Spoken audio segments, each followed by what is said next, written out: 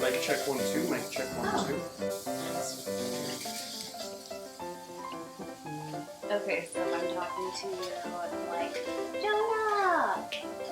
Hey, we're chatting. Can you hear it? Mic check 1 2. Yeah, that's good. Righty. Hi. Yeah, that's good. Turn off now. Okay. Oh, there it Yeah, hold on. goes! Here we go. Oh my gosh, Now it's we don't almost even like need... the countdown! That's right. Jonah! That's right.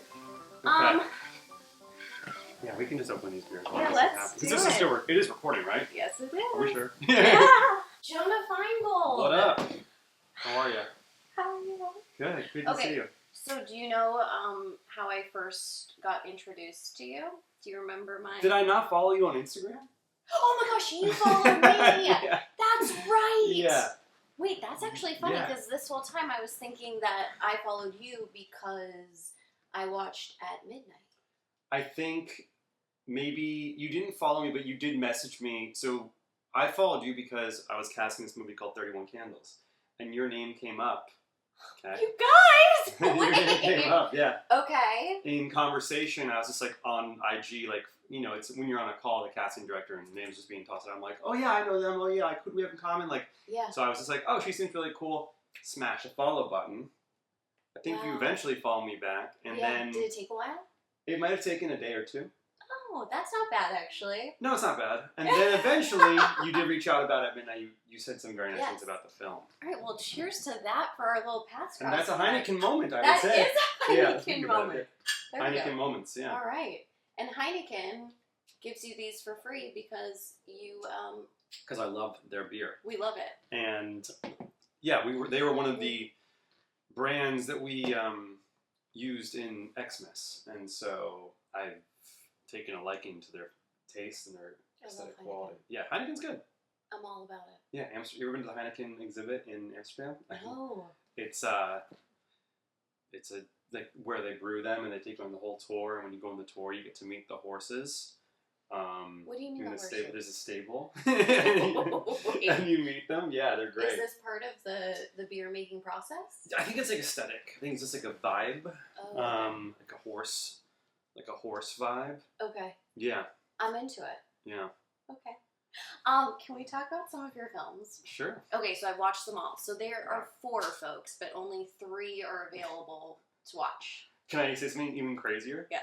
Currently, only 2 are available to watch. I was recently why? a victim of the new form of Hollywood filmmaking wherein movies are taken off of streaming platforms and sold to other companies. Wait, which one? At midnight.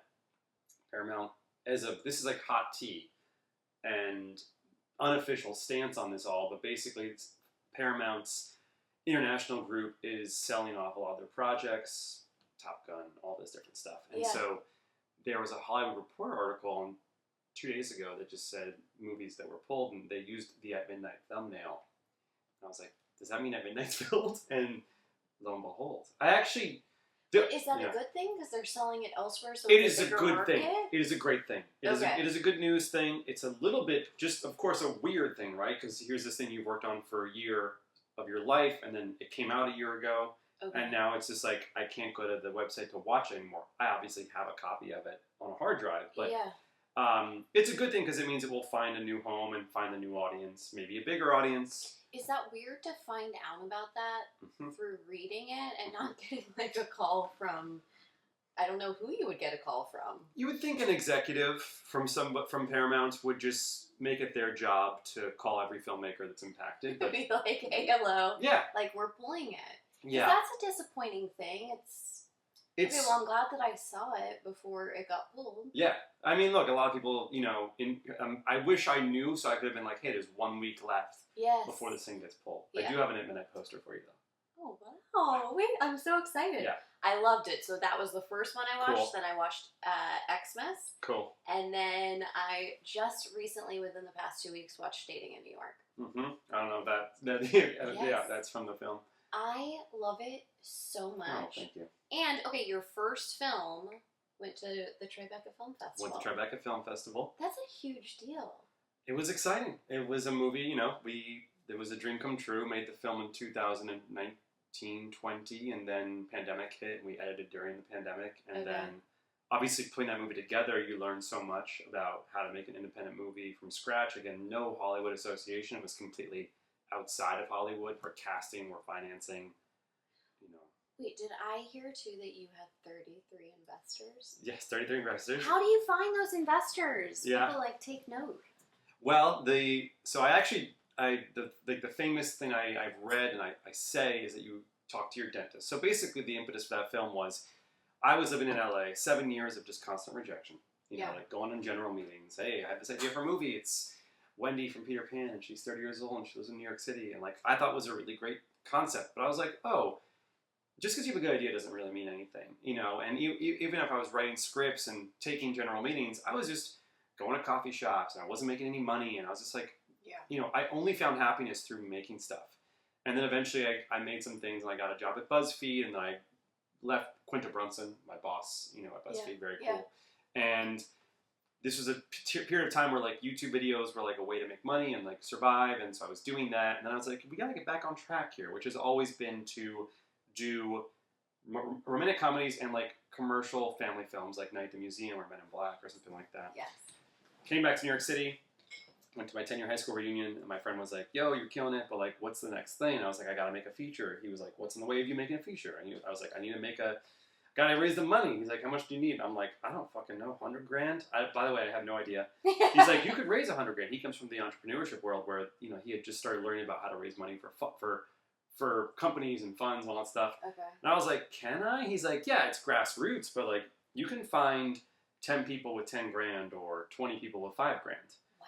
And I'm like, no, I can't. All my friends make no money. We all live in LA. I was just going to say, I was like, my friends work home. Yeah, I don't know where that is. I never even had that much money. Yeah. And so ultimately we did. I mean, the place to start was just by asking, just sat there and said to myself, okay, ask your dentist, right? Why your dentist? Because your dentist has known you their entire life. Mm-hmm. And therefore they support you, they want to help you. They have, hopefully your dentist is making enough money where... Probably money. Yeah, five grand isn't the end of the world for them. Yeah. And you ask a lot of people. And when you're asking people, it's not just, hey, can I have money for my movie? It's, you sit them down, you say, here's the plan. I'm raising 200 grand. You have X amount of percent of the movie. The way you make your money back is this way. Heads up, it's really hard to make your money back. Yeah. What you're doing here is a tax write-off. We're going to shoot this time. We have this celebrity in it. We're going to go to this film festival. All these very specific things. And half the time, no one really, when you get investors who don't work in film, which none of them were, they don't care about the script. They care about how are they going to make the money back and what's the plan. Yeah. And so with dating, it was as much as an exercise in making my first movie as it was starting a business like that. And I was able to replicate that process on 31 Candles. Still very difficult to do, but So is 31 Candles also independently financed? Completely financed independently. Okay. Yeah. It's in the Chase account. We're down to our last quarter because obviously we're done shooting. We're in post now. But I went around to, because everyone in dating made their money back. So I went around to everyone there and I said, hey, do you want to reinvest that? This one's a little more personal. It's a little more, I don't really care about, I want to sell it, but it's not to go get rich. It's to make a really great movie. Yeah. And hopefully that finds an audience. But again, these are budgets. We're talking about $250,000. Very tiny budget for a movie. I mean... Yeah, and you shot it, in 15 days? That's right, yeah. 22 locations? Yes, the Variety article? yeah, I like that. Very good. There we go. Just research. Wow, very cool. No, but that's but it goes fast. Yeah. People, I feel not in the film industry would think, oh, $250,000, that sounds like a lot of money.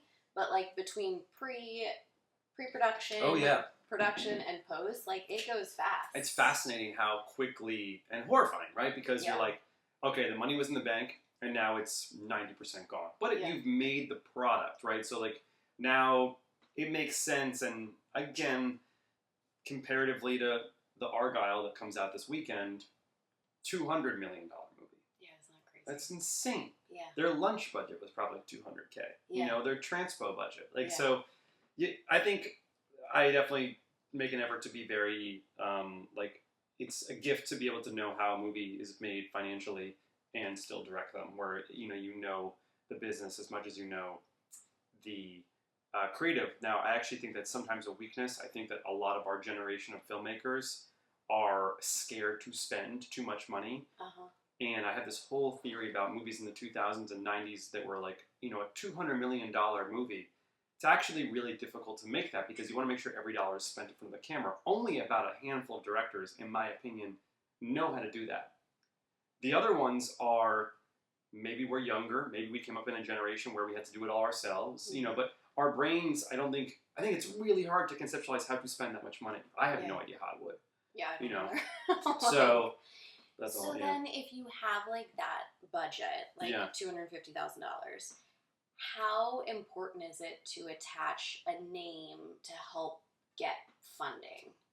Like, is that important to you? Is that important just in general? I think you want to... It's such an insane concept, right? Who's the name? And no one ever... And now, like, Instagram following, like, how much does that come into play? Well, I don't believe that any Instagram following has any impact on box office. I think it's contextualized. Like, if you are an Instagram influencer and you have 6 million followers... I mean, I see someone on Instagram with that many followers who I've never even heard of. Same. Yeah. All the time. Who are these people? Wait, it freaks me out. I'm like, how do you have 10 million and I've never heard of your name? But that's because there's this like theory about like the micro celebrity, like there's like a term that exists where basically we live in pillars where like that happens now, so not everyone knows who that person is, but vice versa. People like Brad Pitt don't exist anymore. Like the mega celebrity, it's like mono influ. I don't know. There's a term, but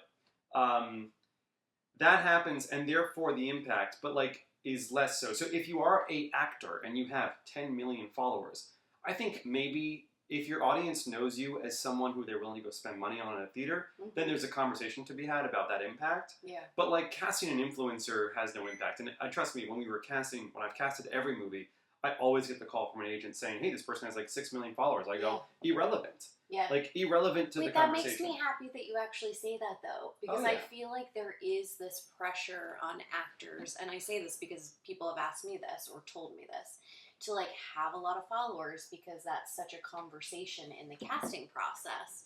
And it feels sad. Like, I get it. Like, it makes sense. But it's nice to hear that. I think it's a lazy excuse for reps to say to people because what they're really trying to say is it's still really difficult. There's no way to make the job easier. I think if you look, I've had 3 movies come out. I know the people who had followers, I know the people who didn't. Yeah. There is no impact, at least from what I've seen. I think it is obviously you have a good amount of followers. I feel like you have a nice little... Yeah, it's fine, but you got your YouTube followers. Yeah, but it's no millions over here, you know what I mean? Well, I'm so excited, and I think it's so cool what you're doing, because I think YouTube is definitely has its waves, but I think it's on this really cool wave right now. So like building an audience on YouTube is something I've always explored and wanted to do. Well, and you are doing it. YouTube? Not yeah, really. I mean, there's older stuff on there, but that's been there for 10 years. That's been I don't know. I watched the one that you did 8 months ago about AI. And that was an AI. I loved that. And actually, that's something I wanted to talk about, because I'm like, during all of the SAG strike and the writer's strike, like the AI was such a huge part of that.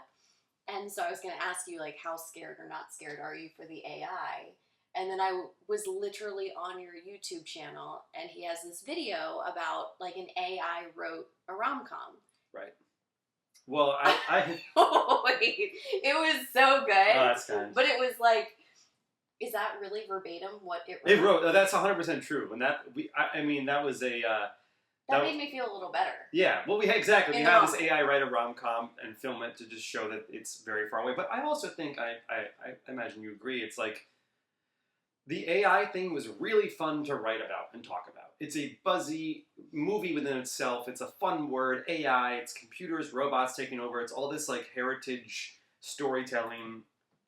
Does anyone honestly think that AI is taking jobs from people anytime soon?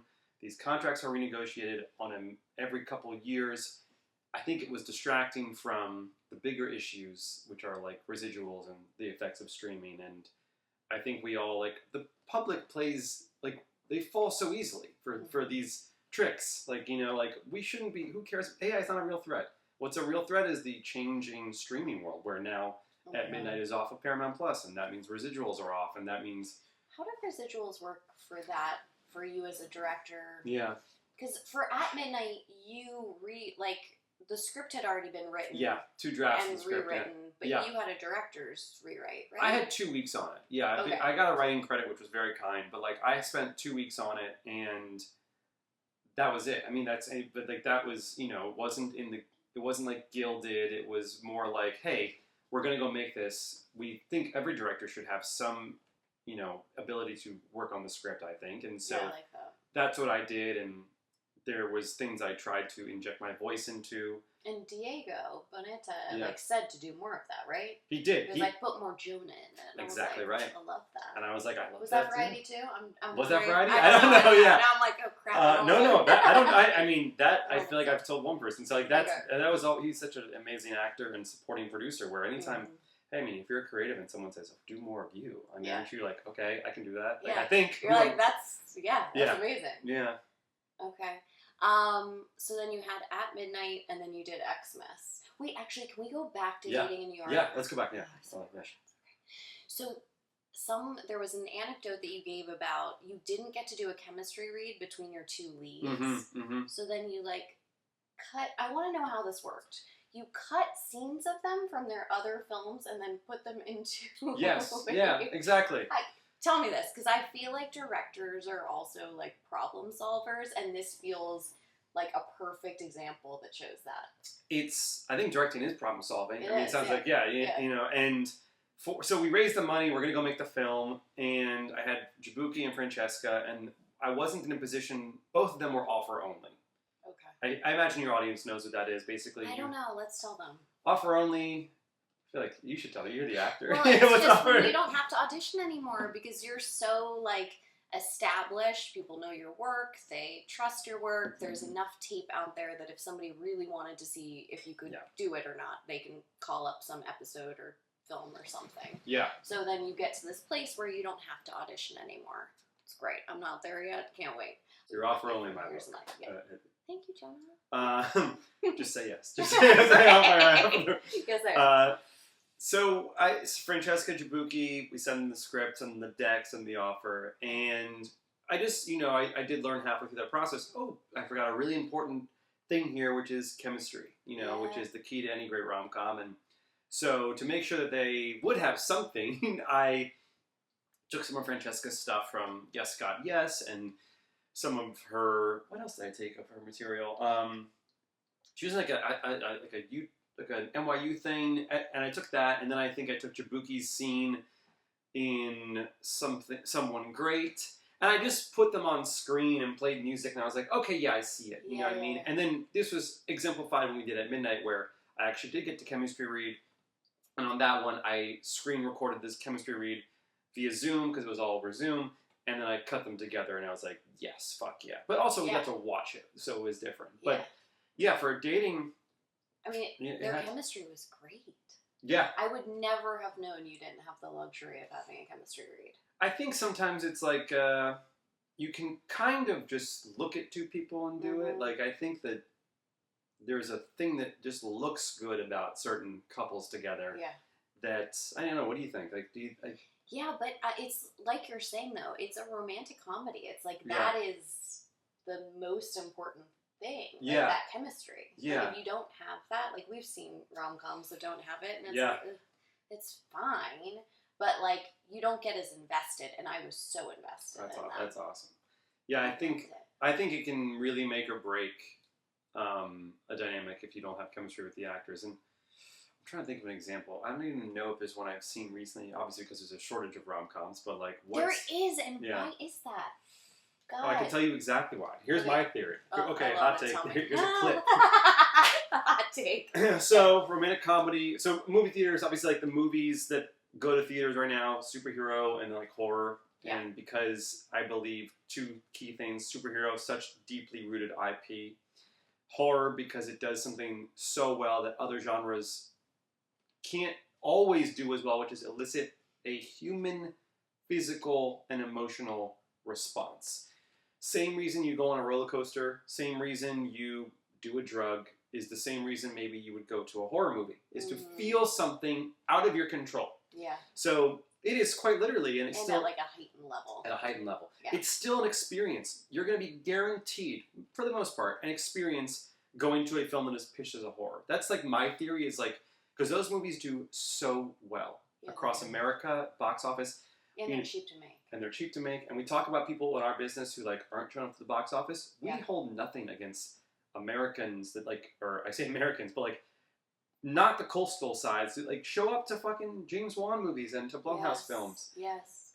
So the rom-com used to do that because I think we were perhaps a less cynical type of people, and therefore we would make these movies that made you feel something. And this is like if you want to go the late 1930s where you had James Stewart or Barbara Stanwyck, and then you want to go to like fucking Casablanca's a rom-com for me, and then you're going 80s, 90s, Julia Roberts, you're going Nora Ephron, you're going Nancy Meyers, the people that we love, and the early 2000s, and then it's dead. It's dead. The box office starts to change because the numbers, the $30, $40 million movies had stopped going to theaters and they started going on streaming and VOD, and therefore the money wasn't being spent, so you could no longer do what rom-coms did so well, which was take two movie stars, Tom Hanks, Meg Ryan, Billy Crystal, John Cusack, Will Smith, who are you going to take? You could no longer afford them. You could also no longer afford A-list filmmakers and Nancy Meyers type, or a Nora Ephron or a Rob Reiner. So if you only have $10 million, then you can't get that. The appeal of the rom-com was, let's see two stars on screen together. That was the exciting part. So then you, not to discredit them, but you just had a different type of rom-com being made.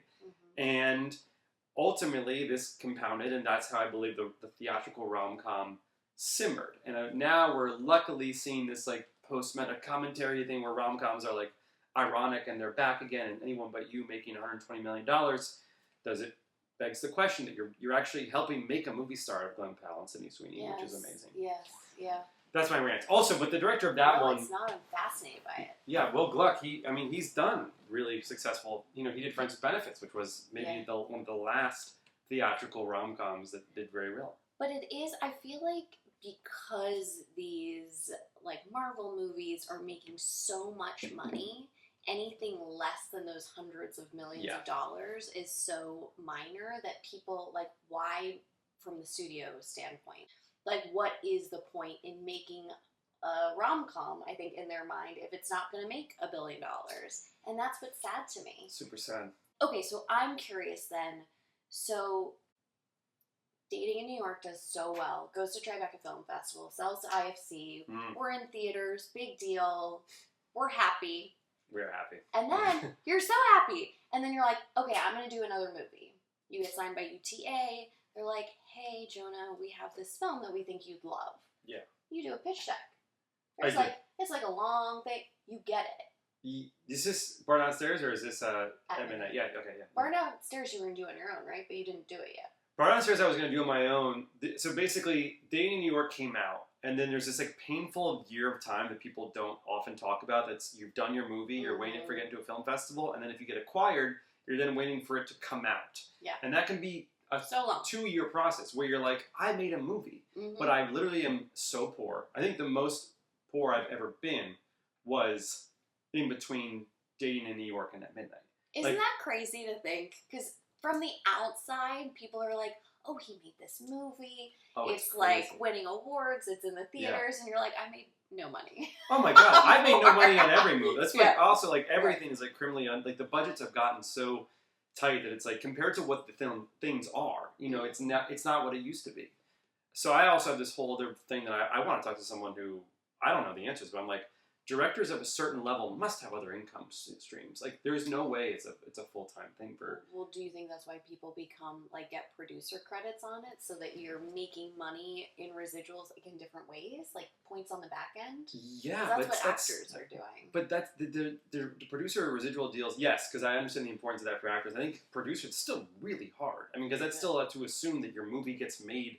Yeah. Like, it's not the substitution of that. Like, I think a lot of directors...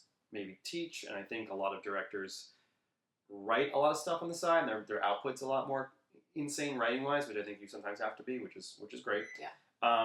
But so the movie comes out, and I'm like, okay, agents, like, let's figure out what we're gonna do here. And I had this script called The Bar Downstairs I was gonna make myself, and they said, let's try to get this made traditionally. Mm-hmm. And I was like, I don't believe in the system. They're like, let's just try. And then to the credit of my agent Amanda at the time, she got it at Miramax, and Miramax optioned it, which was great. We did a rewrite for them. Okay. Really wonderful executive there named Unica. Okay. And then I got at midnight. Wait, so is it still optioned by like is that? I just got the rights back so they never made it. They basically I made at midnight, and that took a year. And then I was like, let's go do Bar Downstairs, and they were like, we're not doing rom-coms anymore because executives don't. Yeah, no one.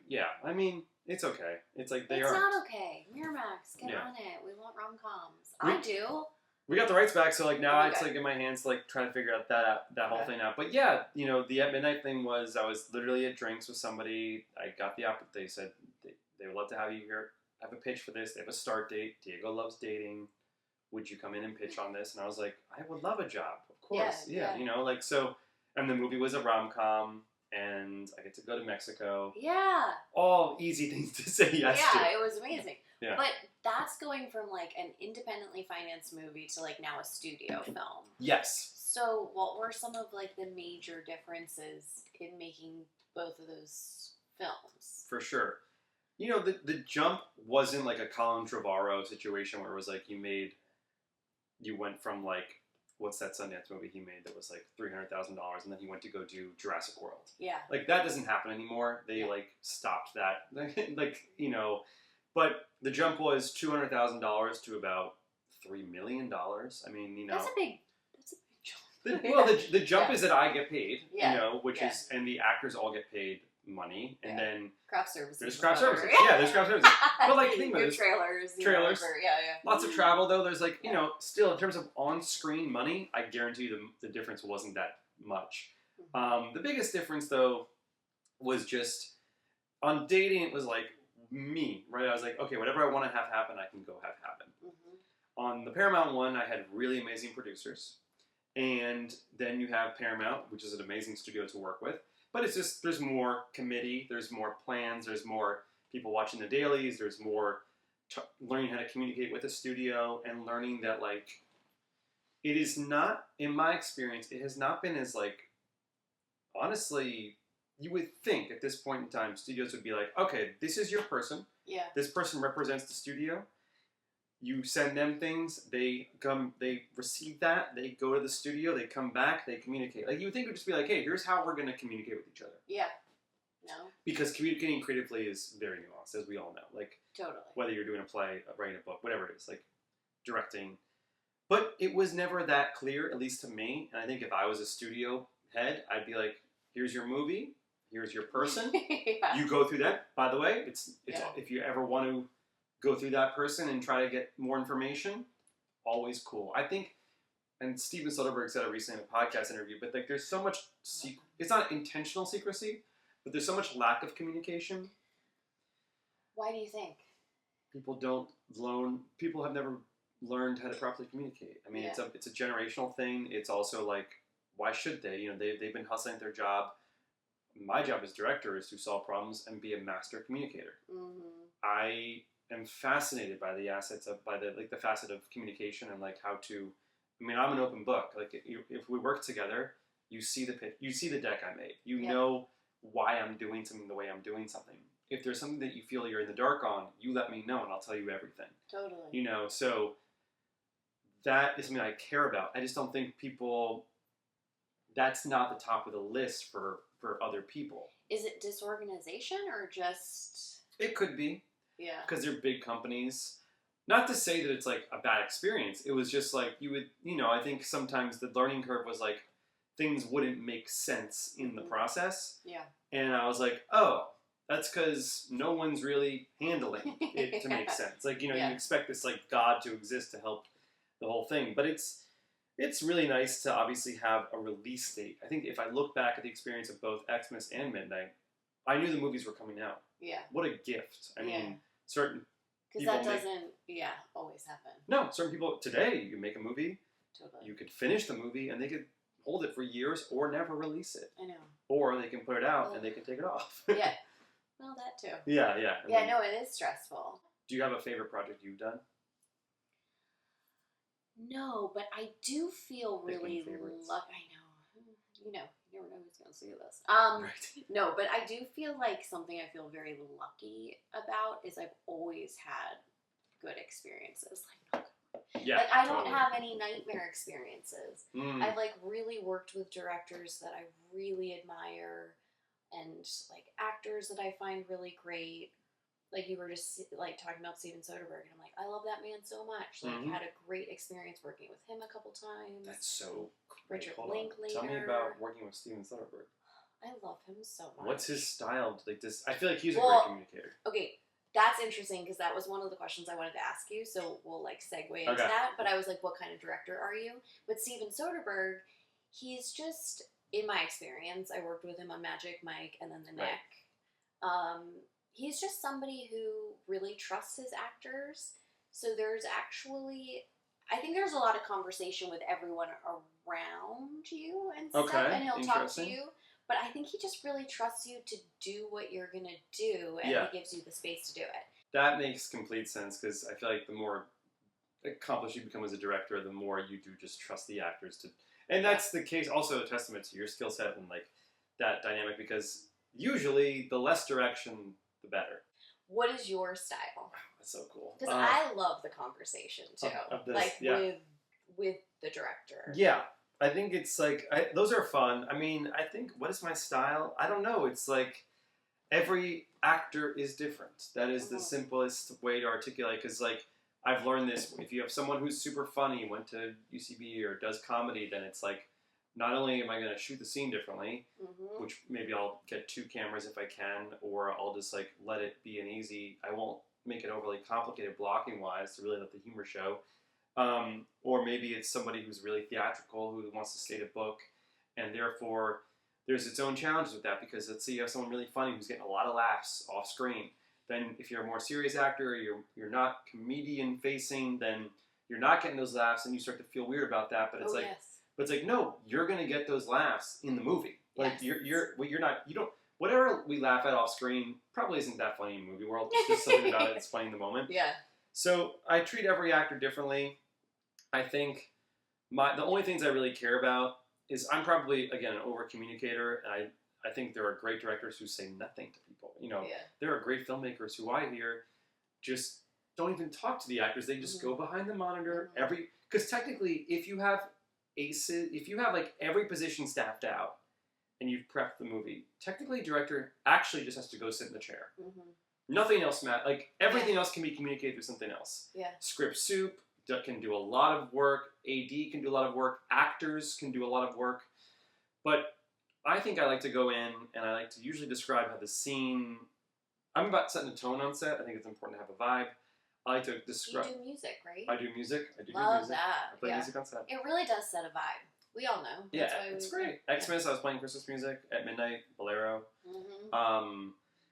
So like I like to describe how I see the scene in my head in the movie. So I'll be like, okay, so this is basically a scene where we're on a date, and I'm gonna be cutting back and forth between the two of us, and then at this moment I'm gonna cut to the 2-shot, because in the window you're gonna see the spaceship, and that's gonna come in, and I'm gonna play the whole end of the scene in the 2-shot. Yeah. And the music will be like jazz, and it will cut out, and I'll just explain the entire thing. Yeah.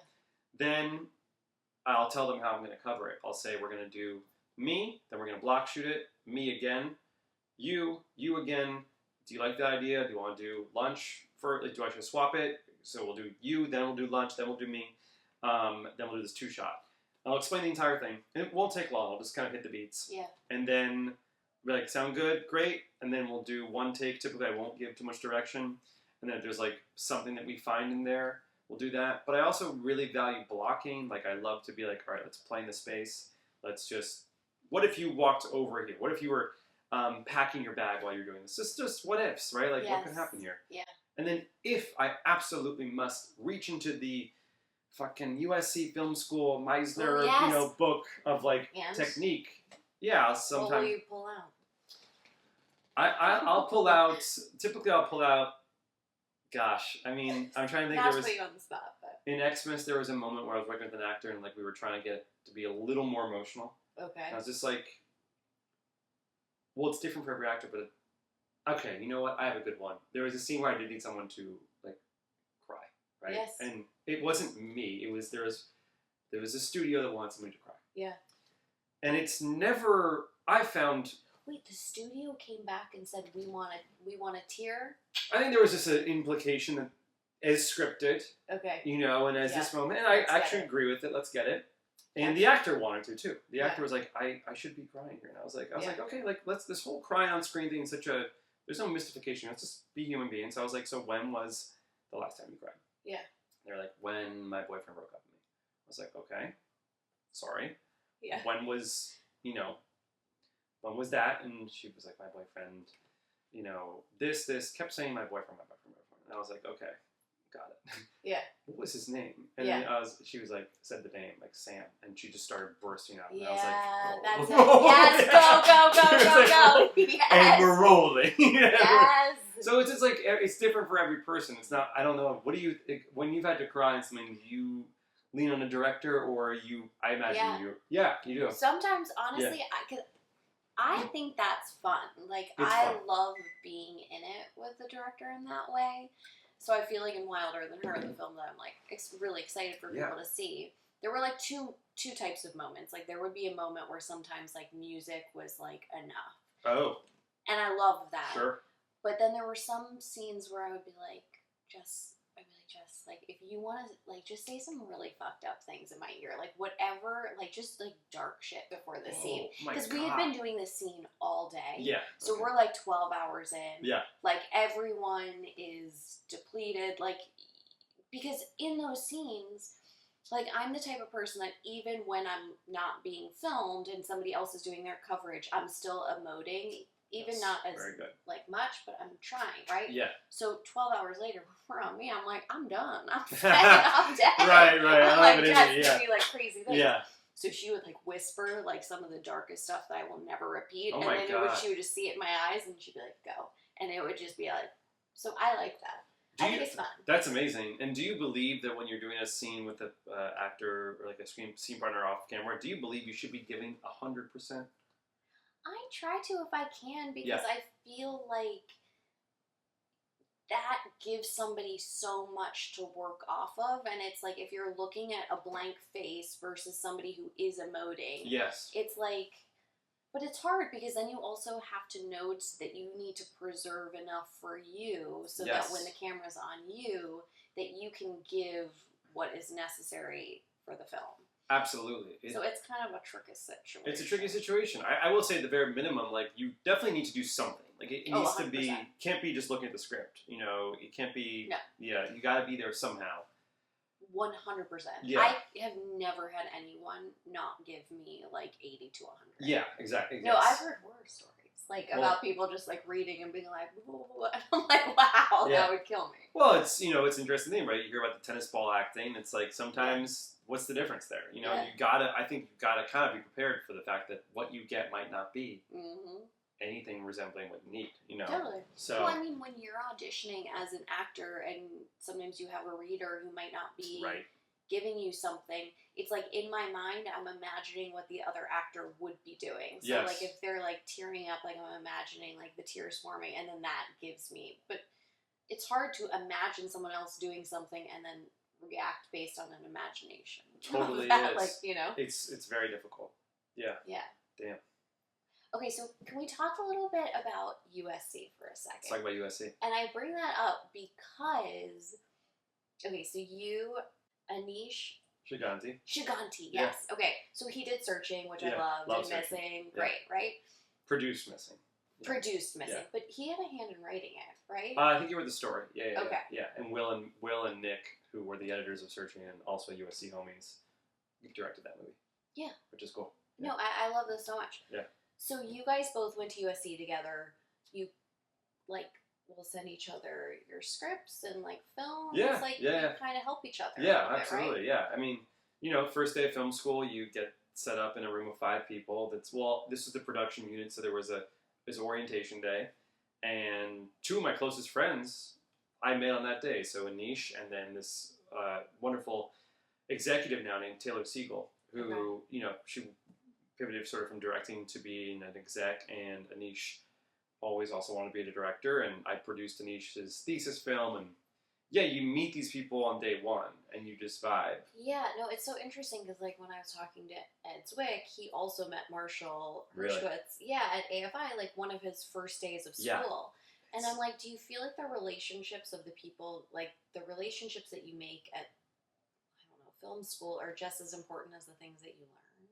Because it feels like it's just such an interesting, wonderful question. I think it's more important than things you learn. Because I can't really tell you anything I learned from film school, but what I can tell you is the relationships I have with people I met very early on who are super impactful in my creative, integrity and my ambition and my assistance in navigating the business. It's also interesting too when you're coming up with somebody. It's not like you can necessarily, like, the relationship is really organic because you're just trying to help each other make better work. It's not so much like, give me a job, which is like when you're meeting with an executive, you're like, hey, hire me. These are relationships where I'm like, how am I doing here? Like, does this make sense? Like, can I read something? Or how'd that meeting go? What can I take away from this experience? So, yeah, I mean, Anish, I think is like one of the greatest filmmakers of all time. Yeah, he's so good. I love him. He's just so smart, so talented, so nice. Really fun to just like break a story with, and I think Searching is like brilliant. Yeah. And it's like it's that kind of relationship that like I definitely feel lucky to have as a result of film school. But you got to be willing to have it. I think a lot of filmmakers are competitive and stuff like that. Do you feel like that? No, because I certainly have felt in my younger years like envious and jealous and competitive. But the second that you learn, like, my remedy that I tell people is like, look, you'll never make, I'm only going to make a Jonah Feingold film, but no one else can make a Jonah Feingold film. 100%. If you're true to your art, right? If you're true to yourself and your art, which are connected, then so what am I jealous about? What is there to be envious about? No, I love that. It's so true. Yeah. Yeah. And I think that there's just room for everyone. Like, I do think that we have this, like, mentality that there's only a few seats. Yeah. But I just refuse to believe that. Like, is there a table? Like, does the table, like, the table can't even exist? Table? What? Because who's to say there's not a set amount? Like, no one can stop you from making your art. Well, that's what you proved with Dating in New York. It's like you can literally go out there. No, but you did. Yeah. You did. And you got the investors. You made the film. It went to a film festival. Yeah. It got sold. Like, it's out in the world. Yeah. It's on the poster now. And it's on a note card, which... What? Oh! Yeah. Okay, wait, that's also something I was going to say. So merch. I love it. Wait, also, I don't want to take too much of your time. I'm just having, like, so much fun. Okay, so New York is obviously such a character in Dating in New York, Mexico in At Midnight. So what... Kelowna, Canada, and yes, exactly! No, true. Yeah. So what, like, are there other places in the world that you're like, I want that to be a character in my film? Like, I feel like Woody Allen does that a lot. Woody Allen does it, but, like, I don't know, Woody Allen didn't invent that. No, no. But I feel like he did those a couple years in a row. Like, he did the Midnight in Paris and then Barcelona. He made a movie a year and got himself in a situation where he wanted to go shoot in really beautiful cities. And got money from the cities. The cities. Yeah. Oh, yeah. It was genius. Wasn't one of them paid for? Like, wasn't Vicky Barcia in Brussels? Yeah. Like, listen, great. I would love to do that. Yeah, no, I'm like, that's what I'm like. So, where are we going? Just kidding. Hawaii. Yeah. Well, I have a mentor named Pete Siegel, who's Taylor's father. He's a great filmmaker. Have you worked with Pete before? No, but I just read that you wrote him a letter, right? Isn't that how you met him? Or was that Hans Zimmer? Zimmer I wrote a letter to, but Hans Zimmer I used to intern for. But that's what I thought. No, Pete is Taylor Siegel's dad. So remember that person I said I met at First Day Film School with Anish Taylor? Yes. And he's an amazing, amazing guy. Like, truly one of the best, nicest, kindest directors and a wonderful filmmaker. Yeah, I remember he told me a story about 50 First Dates where it was set in Alaska originally. Mm-hmm. And then he was like, no, let's set this in Hawaii. Yeah. And so I think I would love to make a movie somewhere warm. Like a Caribbean situation. That sounds great. Paris would be cool. London would be cool. Like a British rom-com. I love it. Can you do an accent? Yeah. You can do British. Maybe. I would learn. Yeah. Paris is always a great one, too. Yeah, Paris. But more New York. I think New York is like the fucking... I love the thing is, when you make a film in a place that you live, there is an added element, right? Like, so, yeah, you could certainly point to someone like Woody Allen and say, oh, you're making all your movies in New York like this guy. But, like, first off, movies have been made, Spike Lee, Martin Scorsese, oh, 100%, a lot of filmmakers.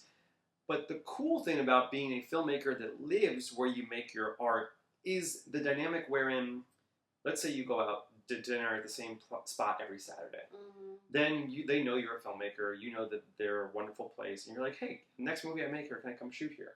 Yes. And then you can put your personal life into your art, and then that place maybe benefits from that, or it just becomes this sort of beautiful relationship where, like, only I could get in there as an artist because I go there all the time. You know, Totally. it becomes part of your color palette, is like the places that you go and the people that you meet. And so, which is more nuanced. It's more nuanced. Right? Like it creates, exactly. And when you're done for the day, you're not just going home to your hotel room or to your Airbnb. You're going to dinner at a place you love, or you're going home, and like your art and your life become so connected. So that's, I think, a really cool thing about making movies where you live. Yeah. You know? No, I agree. And New York is a great place to live. And New York is a great place to build. So, so you're gonna do one in right here, right? Which one? In Greenpoint, Brooklyn? Yeah, are we going to do one in Greenpoint? Well, 31 Candles, this is the set that we use for 31 Candles. My character lives here. That's why that's there. That's why a lot of the stuff is actually still here. And it's based on your life? Pretty much, yeah, based on my life, yeah. Okay. Yeah. I'm excited for this. Bar mitzvah movie. Would you mind if I just Please, like really fast before? Should I check that we're recording still? We're good, right? Yeah, I thought that same thing, but let's pray to God. You know, I always panic. Oh, have there been any disasters? Wait, I do feel like that's an interesting thing that I really was curious. Yeah. Like in the problem-solving world. Yeah, we did talk about that. Were there any like disasters that, or like potential disasters that you like somehow avoided because you were just a genius and figured out? No. Because sometimes I feel like the disasters actually lead you to something good. Absolutely. Like, mistakes are good in film. Like, I love a mistake in an audition scene because I'm like, it keeps you present and it fucking forces you out of this, I don't know, planned thing that you have. So sometimes disasters, problems are good things. For sure. Is there any that you have? I'm thinking, like a known disaster that, like, well, I think there's obviously, like, there's two ways to look at it. One is, like, I'm sure there's been tons of production disasters that typically don't make their way that far. Like, it's almost like it's like a chain. It's like, let's say you're on the ship and it's sinking. Like, there's things in place to, like, stop it from sinking before it gets to, like, the crew and the people on the ship, right? Yeah. So I know things go wrong on set, that, like, we lost a location, or we lost like a light, or, you know, power, like something like that, or a memory card got erased. You know, there's been versions of that, but there's always, like, I always catch the very end of it, or, like, I'm like, whoa, and they're like, that was the last week. Like, you know, don't even worry about it. Oh, okay. I would say the biggest lesson I've learned, though, is, like, from, like, not disaster, but, like, don't share, if you're making something, you don't need to share it. Like, if you have a contractual set of period of time that you don't need to share a cut, don't share stuff early. Really? Wait, tell me that. Well, There's too many opinions that you don't want? Well, just because people don't know how to watch stuff that's not complete, and at least if you feel like it's complete, that's okay. You know, like, go in and take it as far as you want, but, like, I've never seen it being beneficial for me in a studio world to share stuff prematurely, because then they want to get their hands in there quicker, and then you're like, but I'm not done. But they're like, it's going the wrong direction. Like, so, you don't know what direction wait until it's, like, the very finish. Yeah, wait until you actually have to. So, like, if you have 6 weeks or you have 5 weeks, then just, like, wait till then. Like, don't get excited and be like, hey, let me show them this one scene, because that'll turn into, it's not going the right way. And then they'll be like, but then you'll be like, oh, well, it's not, obviously not, it's not done. Like, they're like, but because people don't know how to watch something, even when you give caveats. In my experience. Yeah, no, that's interesting. Yeah. Okay. Yeah, I know, but that's like that's like the one thing I would say. No, I think that's a really good note and thought. Wait, there was something I was going to say about that, but now I'm like spacing. I like your paper. That's nice. This paper? Yeah, I like that. Yeah. You have a printer at home. Nope. Print it. I do, but it doesn't connect to my new Mac. So. What? I know. to 1998? Well, no, because it's like a, I haven't really tried, so it's a Bluetooth situation, and I'm like technologically, you see me, I'm like struggling. No, you're killing it. I mean, you got 2 lights here. We're trying. Thank you so much for doing this. This is the best. I really. This is You're so such fun. a wonderful interviewer as well. Oh my gosh! Yeah. Well, I just like chatting with peeps, and people that I find inspiring. So it's easy. So behind the scenes, favorite beer, Amsterdam local. Great. Can I see inside your? What's the really? I want to see this insanely organized fridge. fridge. Is not. This is like I got the DCs, the chocolate milk, which is good for post workout. Not that I work out. I was gonna say I don't work out.